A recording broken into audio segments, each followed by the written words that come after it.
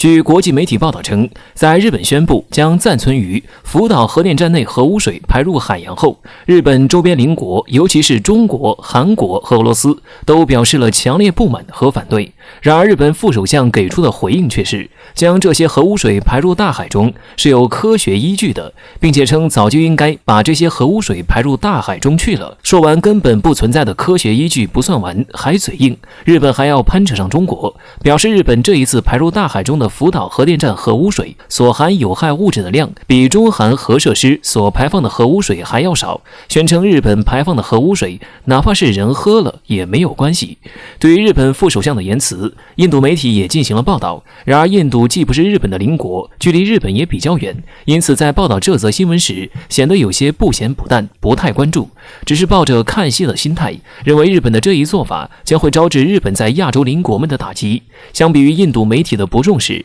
印度网友们的立场就要鲜明得多。围绕日本是不是应该将福岛核电站污水排入大海，印度网友还和日本网友发生了争吵，讨论得十分激烈，双方互相揭短处，最后还是日本网友被堵得说不上话来了。而印日网友的争吵还带上了美国，印度网友鄙视了一波美国人，表示如果美国人也觉得日本觉得排放入大海的日本核污水安全，那就应该和日本人一起把这些安全的核污水喝干净，而不是道貌岸然地说几句就完了。他称美国和日本就是人类的毒瘤，而日本网友遭到这样的应对也不堪示弱，拿恒河水说事，认为印度网友是不配对这件事进行发言的。他说，日本的核污水总比印度的恒河水要干净吧，印度人还是先把恒河水清理干净以后，再来和日本人争论这件事吧。被他回复的印度人则直接戳穿，表示日本网友这样与他争议根本是毫无意义的，他们印度人敢喝恒河水，日本网友敢喝核废污水吗？立刻就堵得日本网友不敢回话。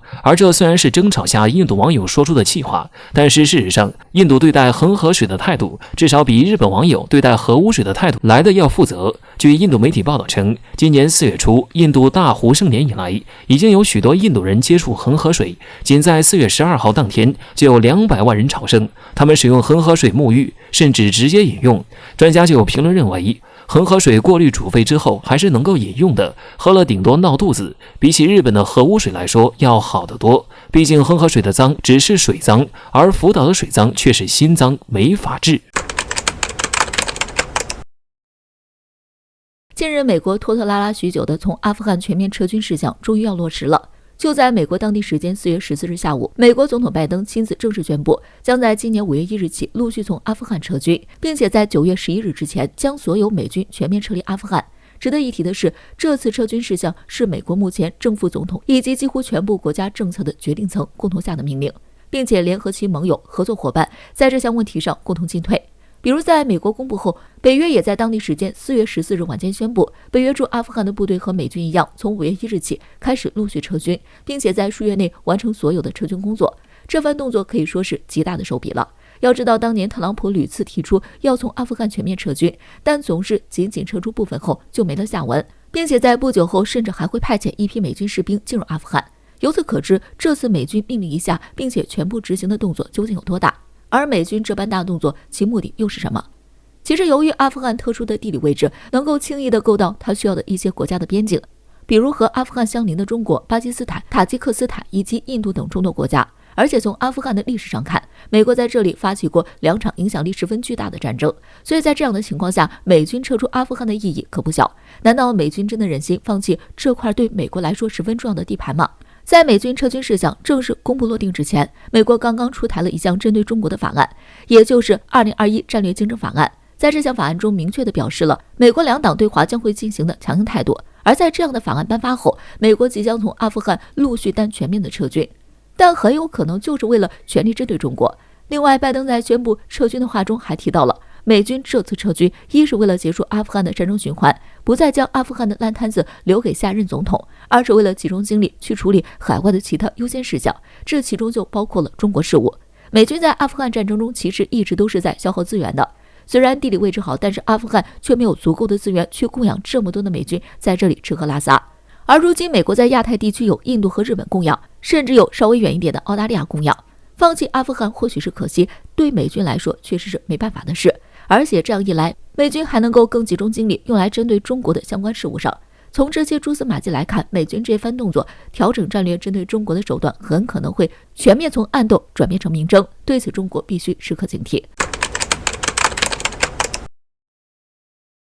众所周知，空间站是人类探索宇宙的一项重大科研成果，它给宇航员在宇宙中提供了相对良好、方便的工作空间，因此很多国家都想加入到国际空间站中，并利用这一资源来更好地研究宇宙课题。然而，中国想要加入国际空间站的时候，却遭到了美国的拒绝。但是，美国的这一做法并没有击垮我国，相反，我国却开始努力打造属于自己的空间站项目。经过不断的努力之下，我国的空间站项目终于取得了重大成果。最为重要的是，此前有消息称，由于发射中国空间站核心舱的长征5号运载火箭已经抵达海南文昌航天发射场，将要与中国空间站的核心舱进行整装等任务。并且我国官媒指出，中国空间站的核心舱将会于今年春季择机发射。由此可见，我国空间站核心舱即将发射。然而，就在中国空间站的核心舱发射在即的时候，俄罗斯方面却做出了一个重要决定。据俄罗斯 Topper 网站报道，在本月18日的时候，俄罗斯方面宣布，他们将会从2025年1月1日起退出国际空间站项目。俄罗斯方面表示，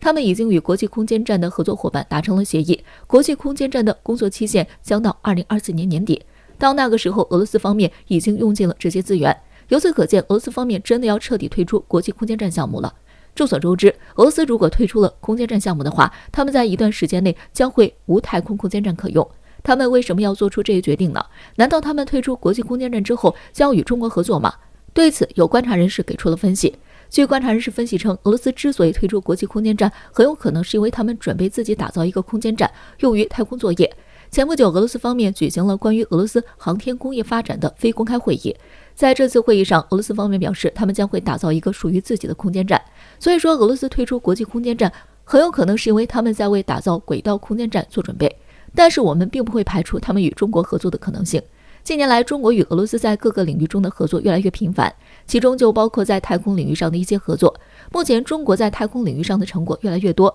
此前，苏联和美国能够进行的太空作业，我们也能够独立完成。如果说我国空间站核心舱发射成功后，俄罗斯方面很有可能会提出与我们一起合作。那么，如果届时俄罗斯提出这些请求的话，我们会同意吗？显然，我国很有可能会同意。首先，俄罗斯与我国已经有了合作的基础，双方在进行下一步工作的时候将会更加得心应手。其次，俄罗斯建造空间站的经验更为丰富，他们完全可以带着经验和技术与我国共同打造空间站，届时中国和俄罗斯将会得到一个共赢的成果。